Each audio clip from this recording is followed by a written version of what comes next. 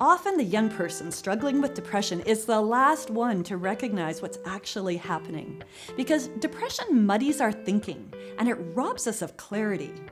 What the teen knows, though, is that life feels really difficult and that they are simply exhausted with the effort that it takes to just do the everyday things that they used to do easily. But they don't know what to do about it. Whether the depressive mood is in a response to a situation or a loss, or if it's part of a larger mental health concern, there are some really tangible things that you can do to help that young person walk through the darkness. Here's the first thing. Bring it out in the open. Many young people struggle with depression. Let them know that. Let them know they aren't alone. They're not weird. They're not weak. They're not crazy. They're humans, and they're made in the image of a God with really big emotions. But sometimes as humans, we just don't know how to manage those emotions inside. Let them know that God's not put off by that, and neither are you. Secondly, listen. They might have lots of words, or they might have no words at all. Either way, your willingness to sit with them is so important. It's okay if you don't know what to say. Your presence will say that who they are matters. Thirdly, speak truth.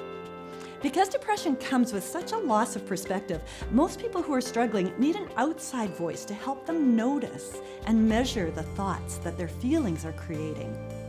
Thoughts are not facts. Although they may feel true, thoughts that come out of depressive feelings often simply aren't true.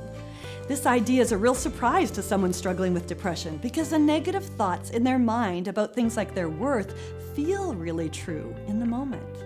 So we can speak God's truth, God's facts about their value, their life, their future, and that gives them something to measure their thoughts up against. Number 4, you want to help them create a plan to live. We need to recognize that sometimes suicide can feel like the only way out of despair. And when emotions are high, thinking is not.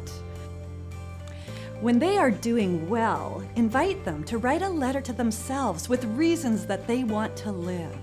Also, help them put together on their phone maybe a list of people that they can call and things they can do when they're feeling desperation. Include in that a 24-hour helpline like Kids Help Phone. If they want to, they can text the word CONNECT to 686868, and someone who's ready to listen will text them right back. Number 5 is don't forget about them. My son struggled with his mental health when he was young, and after saying no to the umpteenth birthday party invitation that he felt too overwhelmed to say yes to, he asked, "Are they gonna forget about me?" Don't stop initiating and inviting them in. The belonging and the significance that your invitation communicates is vital, and it reminds the young person that they are more than their depression, that you care and you haven't forgotten about them. It can be hard to reach out to teens who are struggling with depression. We can feel really helpless when we don't know what to say or how to help. And it can challenge our own faith when we can't see God doing anything. But we are made in the image of our God who is near to the brokenhearted. And if we stay close to them, we will find Him there. Changing and shaping us as we embody His love is what God loves to do.